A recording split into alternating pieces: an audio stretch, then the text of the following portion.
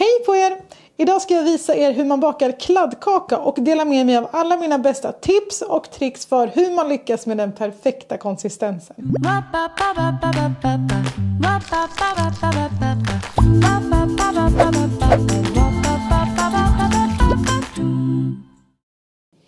Kladdkaka, det måste nog ändå vara en av de finaste sakerna vi har. Om ni frågar mig så väljer jag lätt en klassisk kladdkaka alla dagar i veckan. Konsistensen, chokladigheten, vispgrädden bredvid, alltså allting tillsammans blir bara en enda ljuvlig smakfest och förgyllar egentligen vilken tråkig vardag som helst.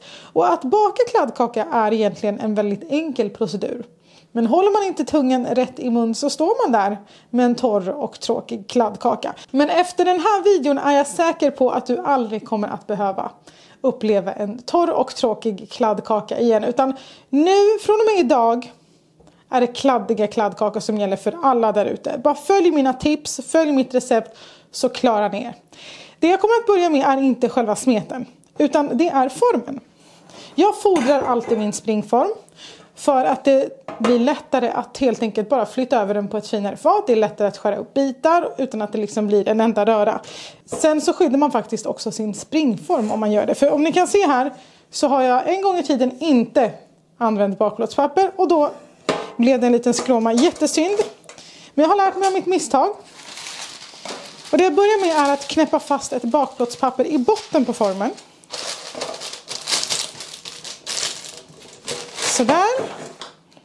Klipper av överflödet.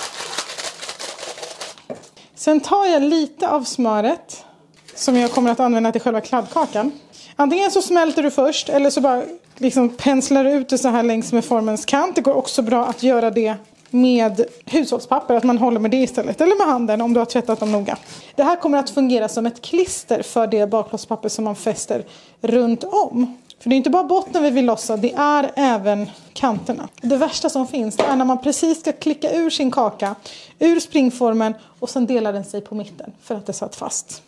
Det är inte kul. Och nu klipper jag bara remsor som är lika höga som formen. Kladdkakan jäser ju inte, utan håller sig i princip i samma tjocklek som när man hällde upp smeten i formen. Så den har egentligen inte nytta av höjden.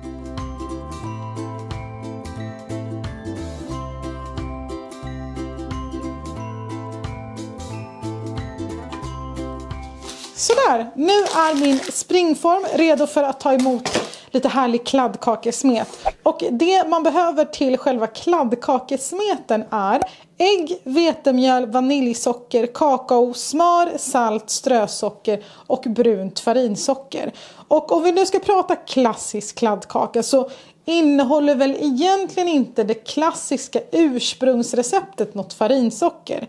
Men det som det gör, farinsockret, det är att den dels bidrar till en ännu kladdigare och segare konsistens till kladdkakan. Men det ger också en väldigt god kolasmak till kladdkakan som fungerar underbart med chokladen. Så jag skulle verkligen rekommendera er att alltid ha i farinsocker, muscovadosocker eller något annat brunt och lite blötare socker till era kladdkakor, för det gör extremt stor skillnad. Och det jag kommer att börja med, det är att smälta smöret i en kastrull. Och om ni jämför mitt recept med andra klassiska recept på kladdkakor så innehåller mitt recept ganska mycket ingredienser. Men det är för att jag inte gillar tunna kladdkakor. Det här receptet är för en form med diameter på 23 cm. Och jag vill inte ha något tunt tjafs. Alltså jag gillar när jag får en gedigen bit. Ska jag äta kladdkaka så ska jag väl ändå göra det ordentligt. Så det är därför det är mycket ingredienser. Men tro mig, det är så värt det. Och medan smöret smälter bakom mig så är det helt enkelt bara att ha i alla ingredienser i bunken. För om det är någonting man inte ska göra när man ska baka kladdkaka för att få den perfekt, då är det att hålla på och vispa emellan och vispa smör och socker, för att det kommer att förstöra konsistensen. För att få en kladdig och kompakt och seg kladdkaka, då är tricket att ha i alla ingredienser i bunken och bara röra om precis tills det går ihop till en jämn smet. Inte mer och inte mindre. För så fort man börjar röra för mycket, då får man in luft i smeten och det blir en torr kaka. Så det är verkligen så här enkelt bara. Man har i allting. Ingrediens för ingrediens i bunken. Till sist smöret.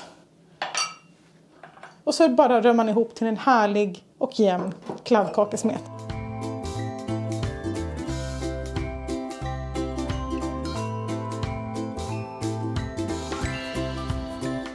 Nu har smöret smält och det är dags att ha i det i smeten. Och det som många brukar oroa sig för här är att om man häller ner varmt smör och det kommer i direktkontakt med äggen så blir det en enda äggröra av smeten.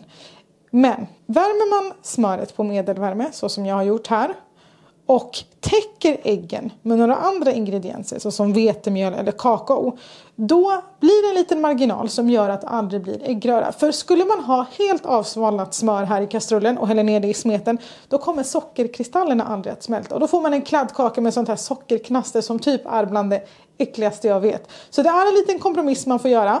Men gör man som jag gör, att man smälter smöret på medelvärme, täcker äggen i typ vetemjöl och kakao som jag har gjort, då är det inga problem. Då blir det ingen omelett. Och nu är det verkligen inga konstigheter. Det är bara att röra om försiktigt med en ballongvisp. Och jag vet, jag får alltid den här kommentaren. Varför säger du att man inte ska vispa när du använder ballongvisp? Jo, det är för att jag lyfter inte på ballongvispen från smeten.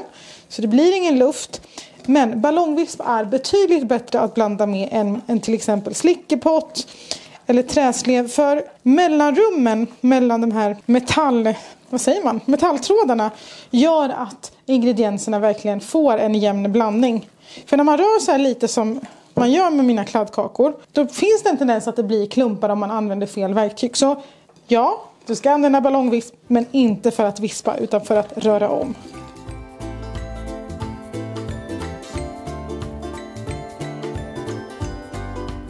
Och nu ska smeten hällas upp i formen.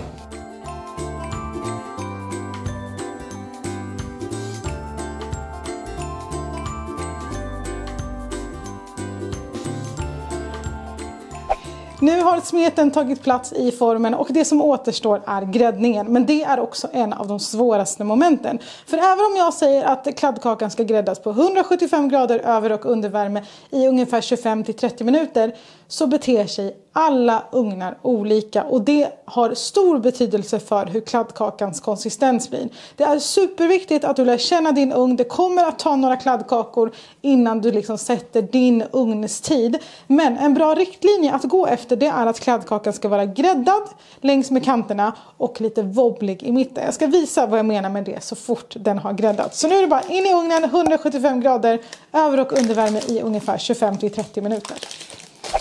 Sådär, nu är min kladdkaka färdiggräddad. Och det var det här jag menade med att den skulle vara gräddad i kanterna och lite wobblig i mitten. Men mitt absolut sista tips för den perfekta kladdkakan, det är att ha lite is i magen och inte äta den på en gång. Utan ställa den i kylskåpet för att gotta sig i minst 4 timmar, men helst över natten så att den ska få en härligt kladdig, seg och kompakt konsistens som jag i alla fall tycker är det bästa med kladdkaka. Det går såklart att servera den på en gång, men vill man ha den absoluta perfekta konsistensen, då behöver kladdkakan få en liten skönhetssömn i kylskåpet. Godast tycker jag det är att servera kladdkaka med lite lättvispad grädde och färska hallon när de är i säsong. Och så pudrar jag gärna lite florsocker över kladdkakan. Och vill du testa att baka den här kladdkakan hemma i ditt kök, så hittar du en direktlänk till receptet nere i beskrivningen under videon. Och glöm inte att gilla och kommentera den här videon, så blir jag superglad. Och prenumerera så missar du inga kommande videos. Ha det så jättebra. Hej då!